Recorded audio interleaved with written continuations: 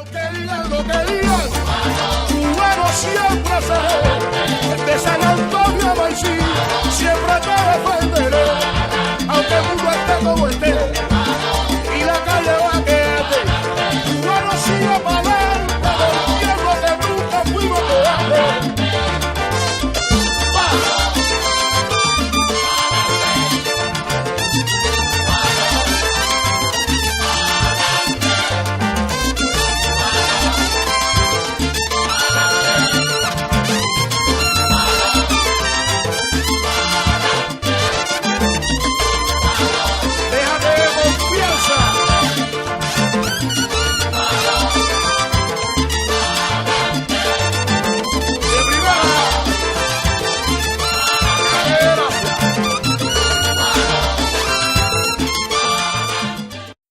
Primero que todo y como siempre, un fuerte saludo tengan todas aquellas personas que se han tomado un poco de su tiempo en escuchar, en especial a nuestros seguidores. Desde hace algunas semanas estamos pendientes de diferentes situaciones a través de las redes sociales, donde aparece todo tipo de opiniones entre los que se involucran y apoyan a capa y espada los puentes de amor y los que se deslindan y los contradicen a ultranza. No venimos a criticar ni a exaltar sus decisiones o aseveraciones. Pretendemos aportar una visión de otro grupo en el que nos encontramos y que por el momento se ha mantenido algo más distante. Y somos aquellos que, aunque reconocemos las acciones de acercamiento y apoyo que se realizan, reflexionamos escépticos sobre algunos puntos debido a planteamientos o el accionar de personas que se relacionan o participan directamente en este proyecto. Y créannos que vamos a poner ejemplo. Antes de comenzar, es válido significar que no tenemos nada en contra de las personas que vamos a mencionar, solo que nuestros principios y posiciones nos obligan a confrontar sus acciones en este sentido. Cada cual es consciente del camino que toma en la vida, y si algo nos hace cauteloso, es que se puedan manifestar principios incongruentes, sea por el motivo que sea. Y ponemos un ejemplo. Una persona que esté abiertamente en contra del proceso revolucionario cubano, de sus instituciones y de sus seguidores, nos parece un poco ingenuo que haga obras caritativas que al final vayan en beneficio de esto. Moraleja, o no está nada abiertamente en contra, o sus obras caritativas no son tan sinceras. Esto no nos parece ético. Disculpen a quienes esto no le parezca razonable, pero simplemente no se puede pasar uno toda la vida encima del muro. Para arribar a nuestro punto de vista, creemos que es necesario reseñar algunas cosas, y no queremos con esto decir que son las principales, que a nuestro parecer han traído como consecuencia que se llegue a este punto. La lucha del gobierno cubano, sus instituciones y su pueblo contra el bloqueo se ha llevado a cabo desde los mismos inicios del triunfo de la revolución y el comienzo de la toma de medidas por parte de los Estados Unidos para debilitar y desacreditar el proceso que en nuestro país se llevaba a cabo. Ya antes de que el 7 de febrero de 1962 el entonces presidente Kennedy declarara unilateralmente esta política. Ejemplo de esto lo constituye la 411 reunión del Consejo de Seguridad Nacional el 25 de junio de 1959, donde el secretario de Estado en funciones, Christian Herter, manifestó que los intereses de negocios en Cuba clamaban por acciones económicas contra el régimen cubano. Actualmente hay personas que ni conocen ni se toman el tiempo de adiestrar sus neuronas y proclaman que en Cuba, antes del periodo especial, no se hablaba del bloqueo. Incluso en una directa en la que participamos, alguien se atrevió a desafiarnos a que pusiéramos pruebas de alguna locución de nuestro comandante en jefe que antes de ese tiempo hablara del tema. Claro que nada más se llevaron nuestra sonrisa. Y 2 días después, en ese mismo espacio, se puso el ejemplo. Por otro lado, también se pretende hacernos creer que la real lucha contra este flagelo se lleva a cabo en la actualidad y que los principales promotores de la existencia de este han sido el mal llamado exilio cubano. Una cosa en que queremos reflexionar es que el bloqueo es una medida política del gobierno de los Estados Unidos y se basa en la historia de aproximadamente 250 años de intentos de dominar y anexarse la isla. Nada más y nada menos que el 23 de junio de 1773, John Adams, importante figura de la guerra de independencia, escribió una carta donde expresaba: es casi imposible resistir la convicción de que la anexión de Cuba a nuestra República Federal será indispensable para la continuación de la Unión. Otro ejemplo que puede demostrar lo que hemos dicho anteriormente es que al bloqueo contra Cuba lo sostienen 6 leyes fundamentales. La Ley de Comercio contra el Enemigo, la Ley de Cooperación Internacional, la regulación al control de los activos cubanos, la Ley Torricelli, la Ley Helmut y la Ley de Sanciones Comerciales e Incrementos del Comercio, las cuales constituyen instrumentos políticos del gobierno de los Estados Unidos y en las cuales no existen participaciones directas definitorias de cubanos americanos. Realmente no disponemos de mucho tiempo, además que consideramos el conocimiento que existe sobre este tema. Claro que sabemos las dificultades de los mononeuronales, pero esperemos que con esto hayan podido establecer los puntos de vista que hasta aquí hemos querido exponer, y los cuales serían: primero, el bloqueo a Cuba constituye un arma política del gobierno de los Estados Unidos, por lo que su enfrentamiento necesariamente tiene que ser en el ámbito político. Segundo, esta es una política de gobierno y los cubanos americanos que participan en ella son meros instrumentos, utilizando esto para su enriquecimiento. Y tercero, la lucha del gobierno y pueblo cubano, así como de otras personas en el mundo contra el flagelo del bloqueo, datan de hace más de 60 años. Ahora bien, ¿y qué entendemos por puentes de amor? Según lo que hemos podido ver e incluso leer en los artículos que se difunden, esto es un movimiento que trae intrínseco un acercamiento pueblo a pueblo y posee como principales exigencias la eliminación de medidas accesorias tomadas por el gobierno de los Estados Unidos y que afectan principal y directamente a los cubanos que residen en el exterior. Aun cuando ante el cumplimiento de sus demandas, éstas puedan generar un alivio o satisfacción en un grupo de cubanos residentes en la isla, consideramos que no es un movimiento que nos represente.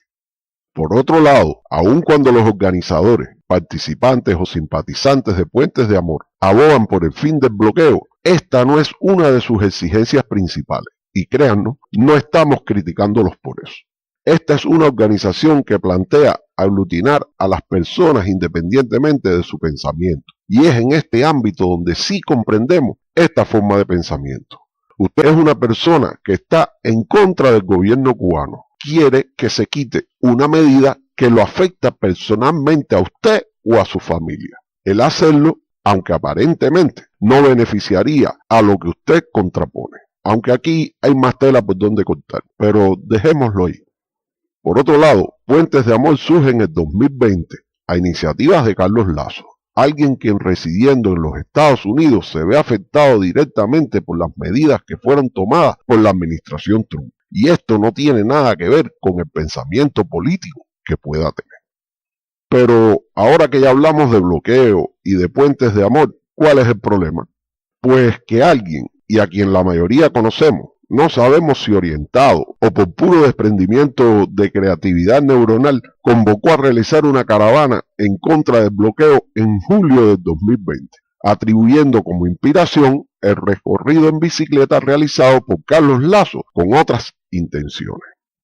El principal problema expuesto en no pocos criterios es que mientras su convocante, guiado por el espíritu de Lazo, pretendía aglutinar a personas de diferentes creencias políticas, en sus directas daba plenas libertades a quienes mancillaban y criticaban despiadadamente a nuestro proceso revolucionario y a quienes pensaban en algún acercamiento a él. Este para nosotros no fue el problema principal. Para nosotros esto consistía en que las condiciones no estaban creadas para llevar una lucha política a expensas de las opiniones políticas y que además su desenlace pudiera favorecer al gobierno de Cuba por el accionar de personas que lo contrariaban. Y si no nos creen, solo tienen que recordar que sufrió este movimiento precisamente en carne de quien lo promulgó. Ahora, durante el transcurso de las caravanas, el papel del movimiento de Puentes de Amor se fue poniendo más de manifiesto. Incluso ya se convocaba a las caravanas internacionales contra el bloqueo y por los Puentes de Amor, donde desgraciadamente se continuó relacionando un problema netamente político a otro que hasta por algunos pudiera parecer de interés personal. En las caravanas, como era de esperar, comenzaron a suscitarse los problemas relacionados con el tema político, al cual, según sus fundamentos, no se estaba dispuesto a llegar, aun cuando hay suficientes argumentos para demostrar que sí se utilizaron en ocasiones las circunstancias para dejar claro los sentimientos en este sentido. Véase solo el eslogan de la última convocatoria hecha por el protestón: caravana contra el bloqueo para los que piensen diferente. Si esto no es un argumento político y contrario a la política de la lucha contra el bloqueo, que nos disculpen por ignorantes. Después del episodio antes mencionado, quedó servida la mesa para toda la polémica y controversia que se ha venido desarrollando hasta el momento, de la cual no vamos a hablar. Solo queremos desarrollar un aspecto y que es esencialmente el de nuestra posición y argumentos de muchos de los que se oponen a este movimiento. Después de imbricados los lazos entre puentes de amor y la lucha contra el bloqueo, observando un grupo de personas que se relacionan a este movimiento y que, aunque no lo reconozcan, tienen algún tipo de protagonismo por la labor que realizan, por sus comparecencias o artículos que publican, quedan a la vista un grupo de interrogantes, algunas de las cuales exponemos aquí. ¿Realmente las personas que se involucran y toman popularidad alrededor de este movimiento tienen buenas intenciones? ¿Realmente su intención no es influenciar negativamente en parte de su público? ¿No habrá alguien que detrás de su cara sonriente y benévola esté escondiendo una idea macabra? ¿No estará presente por detrás de todo esto alguna mano nada amiga o desinteresada? Y una algo fuerte, pero necesaria. ¿Qué implicación real tiene nuestro verdadero enemigo atrás de todo esto? Recuerden que todos los servicios de inteligencia en el mundo no tienen necesariamente que dar la cara para estar presentes. Realmente a nosotros esto no nos importa mucho. Crean que nuestra posición y convicción nos lleva a que los hechos no nos cojan de sorpresa. Pero esto no quiere decir que no nos sintamos en el deber de alertar y poner en conocimiento aspectos que incluso los que día a día se relacionan en este proyecto deberían dilucidar.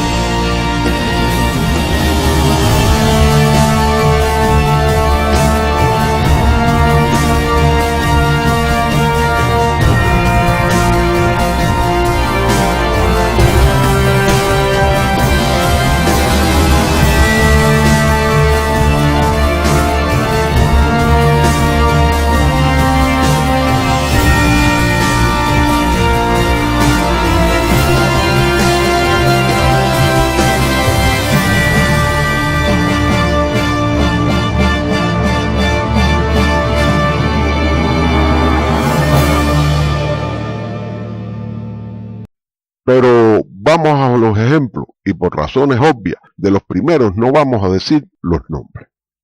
Tenemos que creer realmente en alguien relacionado con el proyecto que en su directa aboga por todo tipo de acercamiento y respaldo al proceso revolucionario y que por un poco de dinero permita y difunda ofensas y calumnias contra nuestro comandante en jefe.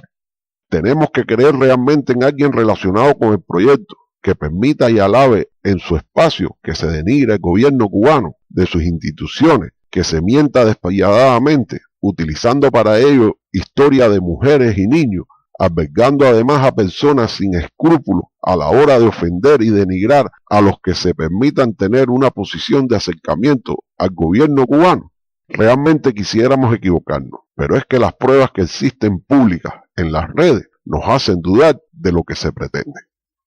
Ahora, desgraciadamente, tenemos que llegar a un punto que esperemos no sea tomado mal por parte de los mencionados. Pero créannos que debemos tocar los mismos, porque de una forma u otra son personas con las que interactuamos. Y nos referimos a la directa de Pellizcando en Vivo y a algunos de los que allí emiten sus criterios y sus posiciones. Creemos que si es verdad lo que dicen de no involucrar la política en la labor que realizan, a veces sus acciones dicen lo contrario. Aquí, para no ser muy extenso, vamos a poner solo unos ejemplos. Y para esto, primeramente, quisiéramos exponer un criterio. Si usted va a emprender o participar en un proyecto, lo primero que tiene que hacer es reconocer a los que indirectamente pudieran ser sus interlocutores. Es imposible dejar al margen en lo que se realice hacia Cuba a su gobierno, sus instituciones y a quienes los respaldan, además de dejar fuera a nuestra historia y a nuestra lucha. Sin respeto a esto, el diálogo ya comienza mellado y al final su empeño se vería frustrado. Líber, independientemente de su posición política, que conocemos y nunca le hemos criticado por eso, debe tener en cuenta que ha logrado un significativo papel en esta empresa, por lo que manifestar en sus directas que para solucionar los problemas conjuntos hay que dejar a un lado a Fidel y la historia de nuestro país siempre nos da más mal que pensar de sus verdaderos intereses que de lo que él expresa. Invitar a su directa como alguien a tener en cuenta en este empeño y propagandizar una labor indispensable en esta lucha, nada más y nada menos que a Sacha Tirador, a quien conocemos muy bien por su lucha intransigente contra nuestro gobierno, alguien que dice estar contra el bloqueo y es de las personas que apoyó y dialogó con el presidente Biden para la imposición de sanciones. Eso no hace ver nada bien sus verdaderos intereses. Por otro lado, Eric Concepción, a quien realmente se agradece lo que ha hecho por familias necesitadas cubanas, pero que en constantes espacios públicos y presentaciones en Internet aparece denigrando al gobierno e instituciones cubanas. Incluso en nuestro caso específico fuimos objeto de las más fuertes y engañosas ofensas por el simple hecho de haberle dicho que apoyábamos al gobierno cubano. Y por otro lado, hace solo unos días ha comenzado la discordia sobre Luis Manuel, una persona con la que hemos tenido incluso diálogos muy reconfortables, pero que como expresó en una directa de tener corresponsales en instituciones del gobierno cubano y luego que hemos leído sus escritos en la web de la Solidaridad de Trabajadores Cubanos, organización a través de la cual la ANED pretendía promover desde los trabajadores una transición democrática en Cuba, esto pudiera dar malas espinas. Si tenemos en cuenta aspectos leídos como sus alabanzas a las posiciones del gerente de Globovisión, canal involucrado en el golpe de Estado en Venezuela, y de Pablo Medina, connotado opositor a ese gobierno. Casualidad pudiera ser. Lo que pasa es que también posee trabajos publicados en Cubanet y no hace falta exponer quiénes son, qué hacen y su relación con los servicios de inteligencia y otras organizaciones, entre ellas, otra casualidad, la ANED, y por otro lado, los textos contra el gobierno cubano y su represión están a la orden del día. ¿Casualidad? Bueno, pudiera ser, pero desgraciadamente, en este caso debemos profundizar un poco para que se entienda lo que queremos decir, por lo que también valoramos otros artículos, los cuales no vamos a mencionar. Solo detenernos en sus publicaciones en Ta Cubano, un sitio abierto en las redes con el objetivo de estimular el debate y el diálogo entre cubanos, y sobre el cual no vamos a referirnos, pero solo hay que ver quiénes ahí escriben y sus artículos. Pero ¿cómo es posible que alguien que aboga por tantas cosas buenas hacia Cuba escriba artículos en los que se observen ciertas frases? Y disculpe usted, pero tenemos que expresar nuestros sentimientos ante esto. Contra los complots fascistas, los falsos comunistas infiltrados hasta en las máximas instituciones de la solidaridad con Cuba. En esta frase creemos que en un escrito de este tipo se debería haber expuesto pruebas de las personas que se le están imputando. Y este otro, en sí, el movimiento San Isidro no era político. Lo convirtieron la intolerancia gubernamental. Aquí realmente tenemos que decir que al parecer no se conoce la historia de los creadores de ese movimiento y su recorrido político adverso a la revolución antes de esa época. Pero además, ¿alguien es capaz de justificar a estas personas después de todas las pruebas que existen? La coyuntura que durante el periodo especial asumió la máxima consigna de épica revolucionaria socialismo muerte, frase dilapidaria, y Fidel en Santiago de Cuba decretó una suerte de Sodoma y Gomorra a la cubana. Señores, mientras más leemos, más nos confundimos. Las redes sociales proporcionan la vía que une esas expectativas que surgen en las calles y que algunos llaman revoluciones de colores. No algunos las llaman, se han llamado así por la historia y por los mismos que las crearon. Y esto tiene un fundamento, y sus principios de creación y desenvolvimiento fueron dictados por los servicios de inteligencia, principalmente de los Estados Unidos. Y por otro lado, qué casualidad, una de las organizaciones que impulsa este pensamiento como método para el cambio de gobierno es la NET.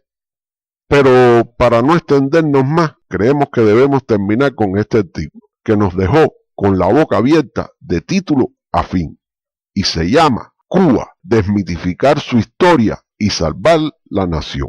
Pues decirle que este título encierra una de las principales líneas de lucha de los servicios norteamericanos contra nuestro pueblo, y que consiste en alejarse de la historia y cambiarla, creando repulsa en la juventud con el objetivo de alejarlo de su proceso. ¿No lo creen? Solo recordarles un programa que realizamos cuando los sucesos del 11J y en el que nos referimos a la teoría de Allen Dulles, expuesta en su libro titulado El arte de la inteligencia. Allí encontrarán sobre esto. En su artículo, Luis Manuel induce a los lectores en que la historia de Cuba no está exenta de mitos, leyendas, falsedades y medias verdades que perduran y que son alimentadas interesadamente por el régimen. Plantea que esto es más controversial cuando desde la doctrina elaborada desde el poder total manipula a los estudiantes de primaria, secundaria y universitarios con herramientas educativas que van adecuando con el tiempo los mitos, medias verdades, los cuentos bonitos y la desinformación burda. No entendemos cómo una persona que haya expresado benevolencia hacia el sistema educacional cubano puede haber escrito estas líneas. Pero nada, pudo ser obra de la casualidad. Para el desarrollo de este tema, el mismo se basa en la película Plantado y hace una referencia a que todo lo dicho en ella es verdad, cosa que alega haber sido manipulado por el poder cubano. Miren, vamos a poner ahora unos segundos de lo que expresó en una directa un verdadero Plantado. Que yo tuve 5 años plantado. El 99% de la famosa película esa, todo es mentira. Esos que fusilaron Plantado, que ponen en la película, es mentira. Ningún Plantado que se le celebró juicio, porque esa era la gente del Escambray. Los que fusilaron fue los que participaron en hechos de sangre. Los que mataron cuando Manuel Ascunce Domenech, el otro, el maestro y todos los muertos que hubo en el Escambray. Eso sí los fusilaron, pero después que cayeron presos, que los sancionaron, a ninguno fusilaron. Y a los que le dieron golpe fue a los malcriados. Porque yo tuve con casi todo. Cuando cerraron el presidio de Isla de Pino, dejaron la cabaña de prisión militar. Los militares como Ubermato y toda esa gente que eran presos militares fueron los que quedaron en la cabaña. A los otros los pasaron para Santiago de Cuba, en Puerto Boniato. Yo caí en Puerto Boniato el 24 de octubre del año 66 con 16 años. Y conocí todos los perros esos que andan en el Versalles y en la calle 8. Porque yo tuve Plantado, porque yo pensé o decía que mi causa era injusta. Porque hay gente que dice, no, Plantado, pero no saben qué significa Plantado. Mira, estaban los plantados que vestíamos de amarillo. Los desnudos que era con un calzoncillo blanco y un pullover o una camiseta blanca. Y la gente del plan de rehabilitación, que era la persona que cuando cumplía 1/3 de la condena le daban la granja y cuando cumplía la mitad le daban la libertad condicional. Entonces eso te lo proponían. Pero todo eso que hay ahí es mentira, de que fusilaban después de que... No, el que le celebraron juicio y le echaron 30 años, era 30 años, pero de esos no fusilaron a ninguno. Y a los que menos golpes le daban, eran los Plantados. Ahora, por supuesto, si había una requisia porque se informaba que había algo en la calera, al que le cogían, eso sí le metían unos pescozones, porque si tú estás preso, ¿para qué tú tienes un cuchillo? Pero eso es mentira. Esto que está hablando de Luis, de carajo que vive en Jayalía, yo vivo en Jayalía también y quisiera topármelo un día. Yo quisiera topármelo un día porque ese es un muerto de hambre, ese es un descarado, de donde quiera que va lo botan. ¿Qué le quitaron a Luis? Luis era un muerto de hambre en Cuba y es un muerto de hambre aquí. Ya vieron, y para culminar su artículo, hace referencia a algunos textos que nada más y nada menos que vieron la luz fuera del país, patrocinados y pagados ya sabemos por quiénes, y cuyos autores de casualidad también fueron fervientes revolucionarios, devenidos en opositores encarcelados y reprimidos por el gobierno revolucionario, y en los cuales sí se dice la verdad de lo que ocurrió en nuestro país.